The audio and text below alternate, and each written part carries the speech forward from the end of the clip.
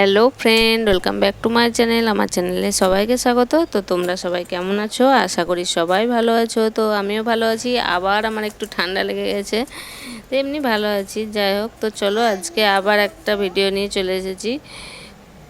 তো রান্নার ভিডিও। তো দেখো, আজকে আমি ঝিঙে দিয়ে একটা রেসিপি বানাবো। তো তার জন্য আমি এখানে 500 গ্রাম মতো ঝিঙে নিয়েছি। তো ঝিঙেগুলো আমি ভালোভাবে খোসা ছাড়িয়ে রেখেছি। তো এখন এবার আমি এইভাবে পিস করে নিচ্ছি। তো দেখো, আমি ঝিঙেগুলোকে খুব ছোট করে কাটবো না, যেহেতু ঝিঙে তোমরা সবাই জানো খুব নরম জিনিস।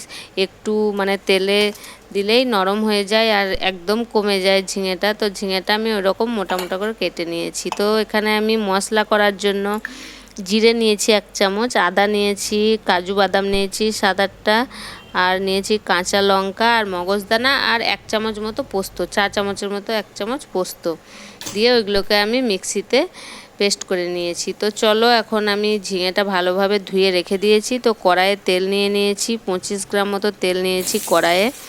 তো এখানে আমি কড়াইয়ে তেলটা গরম হওয়ার পরে সামান্য একটু কালো জিরে দিয়ে তেলটা খুব ভালো গরম হয়ে কালো জিরের ফ্লেভারটা বেরিয়ে এসেছে। এবার আমি ঝিঙেটা দিয়ে দিলাম তেলের মধ্যে। এবার একটু নাড়াচাড়া করে নেবো। ঝিঙে তোমরা সবাই জানো যে ঝিঙে ভাজা যায় না, ঝিঙে থেকে জল বেরিয়ে আসে। তুমি নুন দাও আর না দাও, তো ঝিঙে থেকে জল বেরিয়ে চলে আসে। নুন দিলে তো আরও জল বেরিয়ে আসে, ঝিঙে রান্না করতে জলের প্রয়োজন হয় না, সামান্য একটু জল দিলেই হয়ে যায়। তো দেখো এখন ঝিঙেটা কতটা কমে গেছে। এখানে 500 ঝিঙে 1 বাটি ছিল, সেখানে অর্ধেক হয়ে গেছে। তো আমি গ্যাসটা বাড়িয়েই ভাজছি এখন ঝিঙেটা। যদি একটু ভাজতে পারি, কিন্তু পারলাম না। দেখো এখন আরও সেদ্ধ হয়ে এসেছে ঝিঙেটা।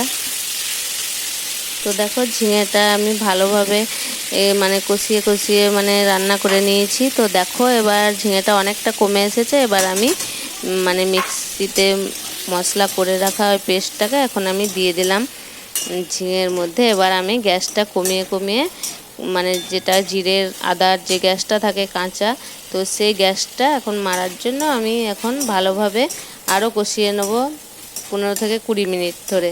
তো এখন আমি গ্যাসটাকে কমিয়ে দিয়েছি, তার কারণ ওখানে কাজু বাদাম পোস্ত মগজদানা আছে, ওইগুলো লেগে যাওয়ার ভয় থাকে, সেই জন্য। তো এখানে আমি চিনি নুন দুটোই দিয়ে দিয়েছি। নুনটা পরিমাণ মতো, তোমরা যে যেমন খাবে, যার যেমন পরিমাণ লাগবে সেরকম সে দেবে। আর চিনিটা তোমরা চাইলে দিতেও পারো, নাও পারো। তো আমরা যেহেতু মিষ্টি খাই তরকারিতে, সেই জন্য সামান্য একটু হাফ চামচ, 4 চামচের হাফ চামচ একটু চিনি দিয়েছি। তো দেখো, আমার এখন ভালোভাবে কষানো হয়ে গেছে। ঝিঙেটা দেখো তেল বেরিয়ে এসেছে রান্না থেকে। তো এবার আমি মশলার বাটি ধোয়া যে জলটা ছিল, সেই জলটা আমি এখন দিয়ে দিলাম। তো সামান্য জলই দিয়েছি। এখন আমি ঢাকা দিয়ে আরেকটু রান্না করে নেব ঢাকা দিয়ে। তো এখন দেখো, ঢাকা দিয়ে 5 মিনিট পর আবার খুলে একবার দেখে দিচ্ছি কীরকম কি হয়েছে। তো জলটা আরেকটু কমে গেলে তখন আমি রান্নাটা কমপ্লিট করে নেব।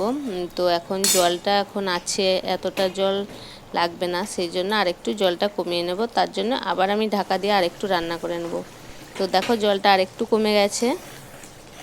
তো দেখো, তরকারিটা আমার কতটা ঘন হয়ে এসেছে আর দেখতেও কতটা সুন্দর হয়েছে। এই ঝিঙের রেসিপিটা তোমরা একবার বাড়িতে অবশ্যই বানিয়ে দেখো, খেতে খুব সুন্দর লাগে গরম ভাতের সঙ্গে। তো দেখো কত সুন্দর হয়েছে রান্নাটা, দেখতেও খুব ভালো হয়েছে, খেতেও খুব ভালো হয়েছিল। তোমরা চাইলে অবশ্যই ট্রাই করতে পারো। তো যাদের ঝিঙে একঘেয়েমি লেগে যায়, তো ঝিঙে পোস্ত, ঝিঙের ঝোল, পই দিয়ে ঝিঙে যাদের খেতে আর না ভালো লাগে, তারা অবশ্যই এই রেসিপিটা তোমরা ট্রাই করে দেখো বাড়িতে। খুব সুস্বাদু এবং খেতেও খুব ভালো লাগে এবং ভাতের সঙ্গে একদম উপযুক্ত তরকারি। তো দেখো কত সুন্দর হয়েছে আমার রান্নাটা। তো তোমরা অবশ্যই দেখো আর বাড়িতে চেষ্টা করো। তো আজকের মতো ভিডিওটা এই পর্যন্ত। বাই বাই বন্ধুরা, গুড নাইট।